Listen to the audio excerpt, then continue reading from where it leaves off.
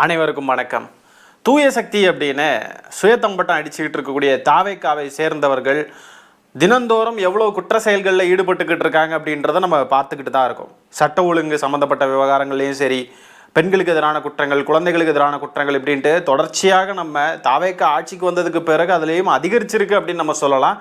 தாவேக்காரர்களுடைய அராஜகங்களும் குற்ற செயல்களும் இப்போ என்ன இருக்குது அப்படின்னு பார்த்தீங்கன்னா, சென்னைக்கு பக்கத்தில் இருக்கக்கூடிய கேளம்பாக்கம் அப்படின்ற ஊரில் தையூர் அப்படின்ற ஒரு பகுதியில் பிரவீன் அப்படின்ற ஒரு இளைஞரை தாவேக்காவுடைய நிர்வாகி ஏழுமலை அப்படின்றவன் கூலிப்படையை ஏவி அந்த இளைஞரை கொன்று இருக்கான். எதற்காகன்னு பார்த்தீங்கன்னா, தன்னுடைய மகளை காதலித்ததற்காக, வேற எதுவுமே கிடையாது. காதலித்ததற்காக கொலை செஞ்சுருக்கான், கூலிப்படையை ஏவி. அதுவும் இவனுங்க தான் தூய சக்தின்னு உருட்டிக்கிட்டு இருக்கானுங்க தமிழ்நாட்டுக்குள்ளே புதுசாக வந்து. தூய சக்தியோடைய லட்சணம் பாருங்க. இத்தனைக்கும் அந்த இளைஞர், கொலை செய்யப்பட்ட பிரவீன்ற இந்த இளைஞரும் அந்த பெண்ணும் பார்த்தீங்கன்னா ஒரே சமூகத்தை சேர்ந்தவர்கள் தான். இது ஜாதி வெறியெல்லாம் தாண்டி பணவெறி, அந்தஸ்து வெறி. இது வந்து அந்தஸ்திற்காக நடத்தப்பட்ட ஆணவ கொலை. ஜாதிக்குள்ளேயே வேற எதுவும் டிவிஷன் இருக்குமா? ஏன்னா ஜாதிகளுக்குள்ளேயே கூட ஒரு டிவிஷன் இருக்கும் பாருங்க, அதுக்குள்ளேயே நீ மேலே நான் கீழேன்னு வேற இருக்காங்க, இப்படிலாம் சொல்லிக்கிட்டு இருக்காங்கல்ல. ஸோ இந்த மாதிரி எதுவும் இருக்குமா என்னன்றது தெரில. மேபி அந்த மாதிரி ஒரு ஆணவ கொலையாக கூட இருக்கலாமோ என்னமோன்றது எனக்கு தெரில. ஆனால் இது ஒரு ஆணவ கொலை. அந்த பையன்கிட்ட அவ்வளோ அந்தஸ்து இல்லையா, சொத்து சுகம் இல்லையா, அதனால கூலிப்படையை ஏவி கொண்டு இருக்காங்க. எவ்வளோ அநியாயம் இது! சே, இவனுங்கெல்லாம் வந்து தூய சக்தின்னு அந்த வார்த்தையை சொல்கிறது கூட தகுதி இல்லாத தற்குறிகள். இப்போ அந்த ஏழுமலை அந்த ஏவி விட்டான் தெரியுமா, தாவேக்கா நிர்வாகி அவன். அப்புறம் அந்த பெண்ணின் சகோதரர், அவன் பேர் என்னப்பா, கவுதம். அந்த கவுதம் உட்பட ஒரு 4 பேரை கைது பண்ணியிருக்காங்க. அந்த கூலிப்படையுடைய தலைவன் சதீஷ் அப்படின்றவனை தேடிக்கிட்டு இருக்காங்க காவல்துறை. இந்த கைதே எப்படி நடந்துச்சுன்னு கேளுங்க. இந்த ஏழுமலை, அப்புறம் அந்த பெண்ணுடைய சகோதரர், அப்புறம் 4 பேரை கைது பண்ணியிருக்காங்கல்ல, இதுவே ரொம்ப போராட்டத்துக்கு பிறகுதான் இந்த கைதே நடந்திருக்கு. பயங்கரமான மழையிலையும் கூட அங்கே உள்ள இளைஞர்கள்லாம் ஒன்று சேர்ந்து அங்கே ரோட்டில் இறங்கி சாலை மறியல் பண்ணி போராடி இருக்காங்க. போராடிக்கிட்டு இருந்த இளைஞர்களையெல்லாம் காவல்துறை அங்கேருந்து அப்புறப்படுத்த முயல்றாங்க, அவங்கள ஒடுக்க நினைக்கிறாங்க. கடுமையாக போராடி அந்த போராட்டத்தின் விளைவாகத்தான் கடைசியில் அந்த குற்றவாளிகள் எல்லாம் அரெஸ்ட் பண்ணியிருக்காங்க. முதல்ல பார்த்தீங்கன்னா இந்த சம்பவம் நடந்து எஃப்ஐஆர் போடப்பட்டதும் பார்த்தீங்கன்னா சாதாரண செக்ஷன்ஸில் தான் போட்டிருக்காங்க, கைது கூட பண்ணலை. தாவேக்கா நிர்வாகின்றதுனால கைது கூட பண்ணல. இப்போதான் கைது பண்ணியிருக்காங்க. போராட்டமெல்லாம் பண்ணி பிரச்சனை பெருசாக போகுது அப்படின்றப்ப தான் கைது பண்ணுறாங்க. இந்த தாவேக்கா பார்த்தீங்கன்னா இவங்க ஆட்சியில் இருக்கிறதுனால இவங்கெல்லாம் யாரெல்லாம் காப்பாற்றணும்னு நினைக்கிறாங்களோ எல்லாரையும் காப்பாற்றுறாங்க. எல்லா குற்றங்களையும் மூடி மறைக்க ட்ரை பண்ணுறாங்க. இதில் நீங்கள் குறிப்பாக பார்க்க வேண்டியது நியூஸ் சேனல்ஸ், ஊடகங்கள். இந்த செய்தியை பெருசாக யாருமே கவர் பண்ணல. 1-2 செய்தி ஊடகங்களை தவிர எல்லாம் பார்த்தீங்கன்னா தாவேக்கா நிர்வாகின்ற பேரை மென்ஷனே பண்ணல. வெறும் இப்படி ஒரு சம்பவம் நடந்திருக்கு, அவ்வளோதான். தாவேக்கா நிர்வாகின்னு தெரிஞ்சும் தாவேக்கா நிர்வாகின்னு போட மாட்டேங்கிறாங்க. சில செய்தி ஊடகங்கள் மட்டும்தான் தாவேக்கா நிர்வாகி அப்படின்னு போடுறாங்க. அப்போ இந்த ஊடகங்களுடைய நடுநிலைன்றது எங்கே போச்சு? சரி, இதில் வந்து நாங்கள் நடுநிலைவாதிகள், நாங்கள் கட்சி பெயரெல்லாம் மென்ஷன் பண்ண மாட்டோம் அப்படின்னு இருக்காங்க. அப்படின்னா திமுக ஆட்சி காலத்தில் இதே சம்பவம் ஒரு திமுக காரர் செஞ்சிருந்தால், திமுகவை சேர்ந்த யாரோ இப்படி செஞ்சிருந்தால் இந்த ஊடகங்கள் இதே மாதிரி நடுநிலையோடு அணுகியிருப்பாங்களா? அதை நேஷ்னல் லெவல் டிபேட் வரைக்கும் கொண்டு போயிருப்பாங்களே. இங்கே உட்காந்துருந்து லோக்கல் டிபேட்லேருந்து நேஷ்னல் லெவல் வரைக்கும் போட்டு பிரித்து மெஞ்சிருப்பாங்க. டிஎம்கே இப்படி பண்ணிருச்சு, டிஎம்கேவை சேர்ந்தவர் இப்படி பண்ணிட்டார், டிஎம்கேன்னு இழுன்னு இழுத்துருப்பாங்களே. இன்றைக்கி எங்கே போச்சு?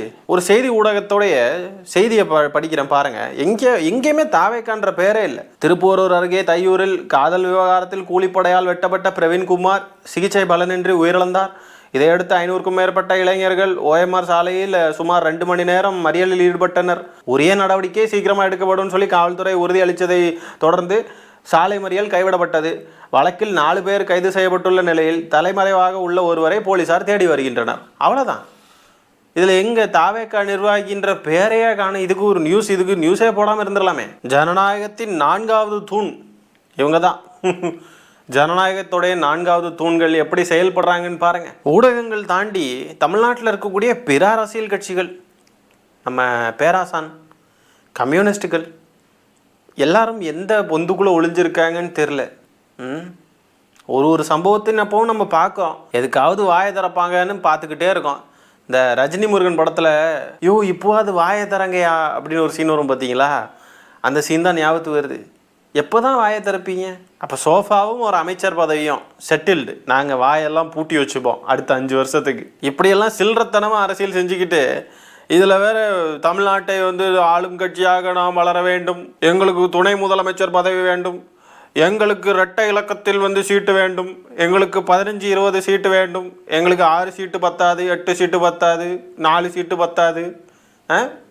இந்த கேவலமான அரசியல் செய்கிறதுக்கு இந்த தாவேக்காரங்கள்லாம் இந்த மேடைகளில் ஏறி ஆதவ அர்ஜுனா அவர்கள், அப்புறம் முதலமைச்சர் விஜய் அவர்கள் எல்லாரும் மேடையில் ஏறியா இல்லை சட்டமன்றத்தில் வச்சா என்னெல்லாம் பேசுகிறாங்கன்னு நம்ம பார்த்துக்கிட்டு தான் இருக்கோம். அதில் என்ன சொல்கிறாங்க, முக்கியமாக சாதி, மதம், பணம் எல்லாத்தையும் நாங்கள் உடைச்சிட்டோம், நாங்கள் எல்லாத்தையும் உடைச்சி தள்ளிட்டு தான் ஆட்சிக்கு வந்திருக்கோம்.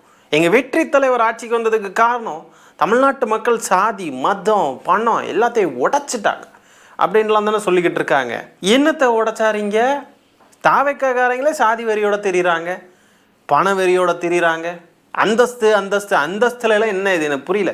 ஒரு காதல் ஜோடி காதல் வயப்படுறாங்க, மனம் விரும்பி காதலிக்கிறாங்க, இதில் வந்து எங்கேருந்து பணம் அந்தஸ்து இதெல்லாம் எங்கேருந்து வந்துச்சு? குறைந்தபட்ச முற்போக்கான சிந்தனை கூட இல்லாத இந்த தற்குறிகள் இவங்க வந்து பணம், ஜாதி, மதம் எல்லாத்தையும் உடைச்சிட்டாங்களாம். குறைந்தபட்சம் முற்போக்காக இருக்கக்கூடிய விஷயங்களில் கூட இவங்கெல்லாம் முற்போக்காக இல்லை.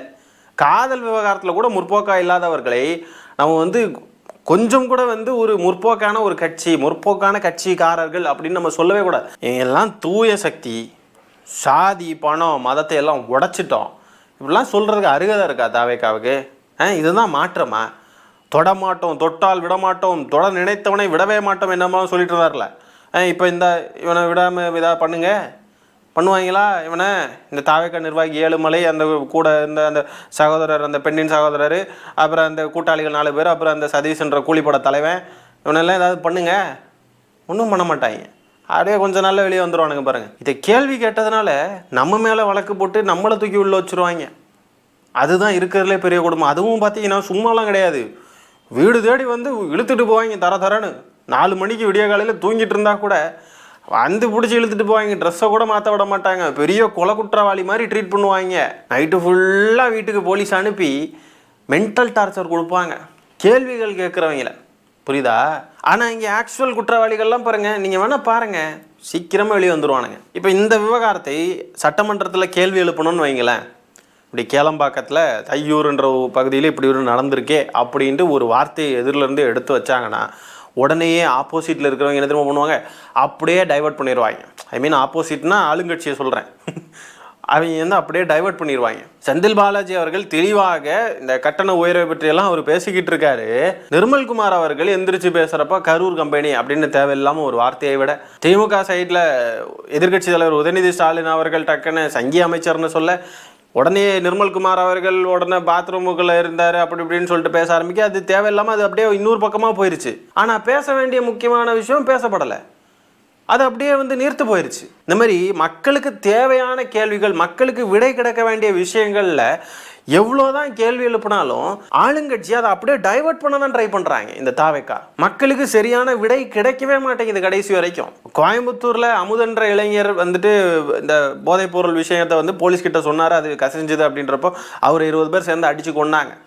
இந்த விவகாரத்தை பற்றி கேள்வி கேட்டதுக்கு உடனே அது வந்து கும்பல் சண்டை, அது கோஷ்டி மோதல் அப்படின்னு சொல்லிட்டு அதை அப்படியே டைவர்ட் பண்ணி நாங்கள் அதுக்கெல்லாம் பொறுப்பேற்றுக்க மாட்டோம் அப்படின்ற மாதிரி அது வந்து அப்படியே நழுவி ஓடிட்டாங்க. தமிழ்நாட்டில் நடக்கக்கூடிய அத்தனை சட்டம் ஒழுங்கு சார்ந்த விவகாரங்களை பற்றி என்ன கேள்வி எழுப்பினாலும் அதை டைவர்ட் பண்ணி மடமாற்றி விட்டுக்கிட்டே தான் இருக்காங்களே ஒழிய தெளிவான பதில் அவங்க கிட்ட இருந்து வரமாட்டேங்குது.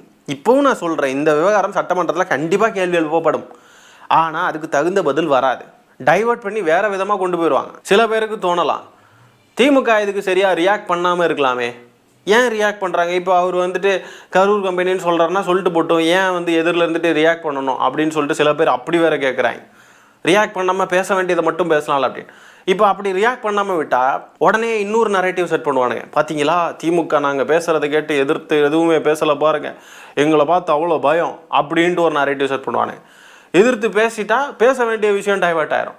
எல்லா கேள்விகளும் திமுகவை நோக்கி மட்டும்தான் இருக்கும் எப்போவுமே, தாவேக்காவை நோக்கி இருக்காது. ஏன் திமுக வந்து ரியாக்ட் பண்ணுது, ஏன் திமுக ரியாக்ட் பண்ணலை, ஏன் திமுக பேசிச்சு, ஏன் பேசலை, இப்படி எல்லாமே திமுகவை நோக்கி தான் எப்போவுமே இருக்கணும். கேள்வியும் இதெல்லாம் எல்லாத்தையும் கேள்வியும் திமுக தான் கேட்கணும், பதிலையும் திமுக தான் சொல்லணும், எல்லாமே திமுக கிட்டேயே தான் வந்து சுருக்குவாங்க. ஆனால் தாவேக்காவுக்கு பாருங்கள் அப்படியே ப்ரிவிலேஜ், அவங்களுக்கு என்னதான் அவங்க மேலே எவ்வளோ கரை படிஞ்சாலும் அவங்க வந்து விஜய் அவர்கள் எங்கேயாவது நின்றுக்கிட்டு நாங்கள் தூய சக்தி பணம் மதம் ஜாதியெல்லாம் உடைச்சிட்டோம் அப்படின்னு சொன்னால் ஏன்னு பார்த்துட்டு அப்படியே சிரிச்சுக்கிட்டு ஆமாம் சூப்பரில் ஆமாம்ல அப்படின்னு போயிடுவாங்க. யாரும் கேள்வி கேட்க மாட்டாங்க. ஆனால் திமுகவை மட்டும்தான் கேள்வி கேட்டுக்கிட்டே இருப்பாங்க. அது ஏன்றது தான் புரியல. இப்படிலாம் காதலிச்சதற்காகலாம் கொலை செய்யக்கூடிய ஒரு நிலைமை இருக்கு பாருங்க. இப்படிப்பட்ட ஒரு ஊரில் நம்ம வாழ்ந்துக்கிட்டு இது ஒரு முற்போக்கு மாநிலம்லாம் சொல்லக்கூடாது. முற்போக்கு மாநிலம்னு நம்ம சொல்கிறதுக்கு கொஞ்சம் கூட தகுதியே கிடையாது நம்ம ஊருக்கு. வேணும்னா இப்படி சொல்லிக்கலாம், இந்தியாவில் மற்ற ஸ்டேட்ஸை கம்பேர் பண்ணுறப்போ நாங்கள் கொஞ்சம் முற்போக்கு அப்படின்னு சொல்லிக்கலாம். நார்த்தன் ஸ்டேட்ஸை கம்பேர் பண்ணுவோம். இப்போ அதுவும் கூட தாவேக்கு ஆட்சிக்கு வந்ததுக்கு பிறகு ஒருவேளை நம்ம அவங்களோட பின்னாடி தான் இருக்கோமோ, அவங்கெல்லாம் எவ்வளோ பரவாயில்லை போலையே அப்படின்னு தோணுது நமக்கு. புரியுதுங்களா? அவங்களாவது பாஜகவுக்கு ஆதரவு தெரிவிக்கிறாங்க அப்படின்ற மாதிரி இப்போ சில ஸ்டேட்ஸ் இருக்குது அப்படின்னு சொன்னாங்க. அந்த ஸ்டேட்ஸ் எல்லாம் வந்துட்டு ஒரு ஒரு ஒரு நோக்கத்தோடு தான் வாக்களிக்கிறாங்க. அவங்களுக்கு மதம், இந்த கலாச்சாரம், இந்த மாதிரிப்பட்ட இதெல்லாம் வந்துட்டு அதுக்காகவே வாக்களிக்கிறாங்க.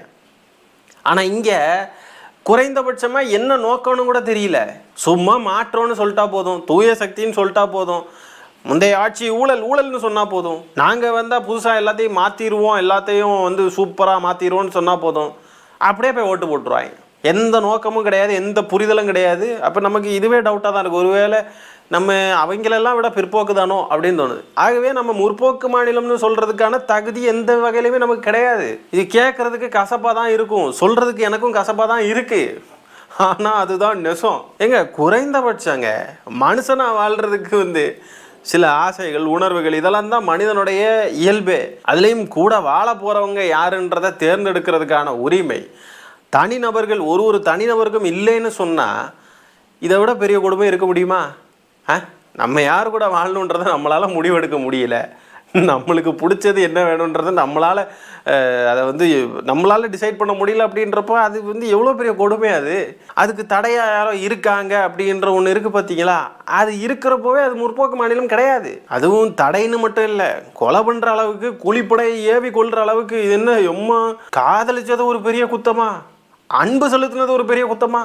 அந்த பையன் வேற ஏதாவது தவறு செஞ்சுட்டானா, அந்த சகோதரியை வந்து ஏதாவது மிரட்டினான், இல்லை ஏதாவது ஏமாத்திட்டான், இப்படி ஏதாவது செஞ்சுருந்தாலும் கூட அதையும் நம்ம வந்து கொலை செய்கிறதெல்லாம் நியாயப்படுத்த முடியாது. ஆனால் அந்த கோபத்திலேயாவது ஒரு நியாயம் இருக்கும், ஏதோ ஒன்று இருக்குது அப்படின்ற மாதிரி ஒரு நியாயம் இருக்கும். ஆனால் கொலை செய்கிறத நம்ம எப்போவும் நியாயப்படுத்த முடியாது. அந்த கோபத்தில் நியாயம் இருக்கும், கோபப்படுறதுல ஒரு நியாயம் இருக்கும்னு சொல்கிறேன். ஆனால் காதலிச்சதற்காக, அந்தஸ்து இல்லைன்றதற்காக கொலை என்ன?